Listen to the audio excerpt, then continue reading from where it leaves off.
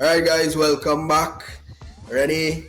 Big win for the ladies, Trinidad and Tobago with a massive 5-0 victory over Barbados in the first match of the Concacaf Women's Qualifiers, René. I didn't get to watch the game, but I was following your commentary in the group chat. So tell the people just how that game played out. Yeah, I think it was a very good performance. Maybe slow at times, but I know that these games probably when you go from training to actual game, you might have that little gap where match pace is concerned. But as the game went on, we only got better. The first half, we scored early in the first half. A goal by Kenya corner, and as everyone knows, and that was her 40th goal in 50 appearances. That's actually that's a good return. That's insane, so big up her. She had a very good performance as one of the veterans in the team, one of the leaders as well. And I think that a lot of the younger players, the likes of Nikita and these other players, could learn a lot from her. I think that we dominated the game, to be honest with you. I think Asha James showed world-class talent in the midfield. They're pulling all the strings. Defensively, we were solid. Even the goalkeeper, when called upon, she did her job. So I think that Simone. So this is definitely a performance to build off of, and I do think that the next couple of games, though they may be.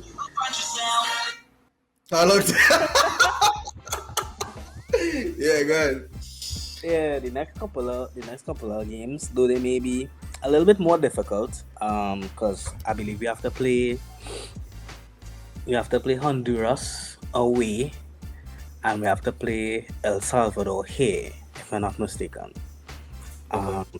So those are, honestly, Barbados is the easiest of those games. Yeah. So I was gonna ask you that. So, what is it? Not home and away legs?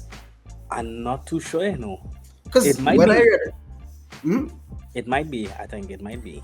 It confused me because when I read it on the website, they say home and away legs. So I thought it was home and away for each team.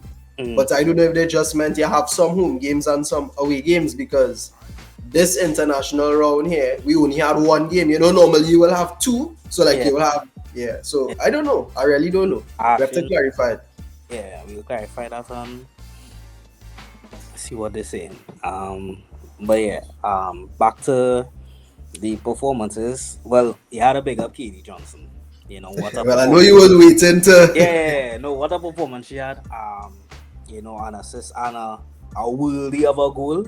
Yeah, boy. So, I think she's definitely one of those players who has a lot of experience, and bringing her into the team could only build the team up. So I think that's something that the coaching staff is very lucky to have. And big up Caitlin Dawent. She started off on the playing left back, and then somewhere in the second half she ended up playing right back. But she played really well. She did her best as even as one of the younger members of the team, and it is a team that has a mix of experience and youth in it. So I think that's a very good blend to have. Yeah. Going forward, I think that this is definitely something to build with. So we'll see what the next upcoming games have. Yeah. I wanted to ask you, because as men who follow the SSFL, right, how good is it to see players like Katie, Caitlin, Nikita, even Oriel coming on, and if I missed out anybody as well, in the team and being comfortable? Because as you mentioned, I didn't see the whole game. I saw some little pieces but Caitlin and Nikita, they don't look phased, and you can actually even see it when they play school football. It's like they're just a cut above the rest, and it's not even just ability, it's like mindset. It's just like a composure. They have a confidence on the pitch, and you're actually seeing it in the national team. And they're young, they're not even 18. I don't think so. I'm not 100% sure of the ages, but I'll use the word proud. How proud are you to see that, you know? No, I think it's always a good thing to see young talent perform at a high level. You know what I mean? Yeah. I think seeing, like, we go from seeing them playing against school children, you know, to playing for the senior national women's team, to playing other national players regionally and these kind of things. I think it's definitely something to hold fast to, looking at the development of women's football from the youngest age group all the way to the senior level and these kind of things. And I think that you definitely, when you look at them, you definitely see, in quote unquote, like our old head on young shoulders. You know, they play very high. They play very high football for their age group. You know, Nikita's probably 16. She young boy. I don't know her exact age, but very young. Somewhere around there, you know what I mean?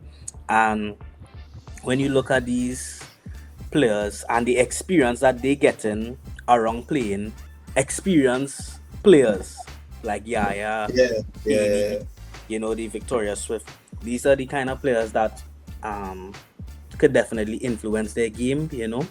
And I think that we could definitely only get better from here, you know. So it's good to see. And even as we watching SSFL, we could clearly see, you know, those who will soon be additions to the team, you know, based on how they're playing now, you know. So it's definitely good to see that you're seeing that transitional period where they come up in the youth ranks, they go through SSFL, and from there they go in, some of them going straight into the national senior level team, you know what I mean? They're skipping on the 16, on the 17, on the 20, you know what I mean? So seeing that jump, seeing how we continue to develop women's football in Trinidad and Tobago.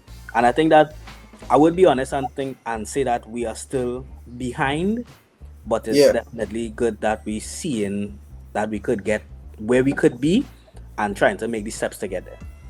Yeah, well said. And finally, talk to me about, because when you were giving me the recap of the game after, you spoke about Aliyah Prince and Alexia Ali. So just tell me about the threat of those players for Trinidad and Tobago. How important will they be, especially for those two games? Because those will be difficult games, eh? Yeah, definitely. I think that these two players in particular are, I would say, like, this is not disrespectful, but I would say they're probably like a real nuisance to play against, you know what I mean? They're quick, they're small, they're nimble, you know, so they're always biting at you when they had the ball on you. And what is good about them and what they add is that they only need half chances, you know what I mean? And they have that fearlessness to take on players, you know, Aliyah Prince picking up the ball, not afraid to run past 2 or 3 players to score. If you watch back at her goal, it was actually like we would pick up so many players for scoring a goal like that.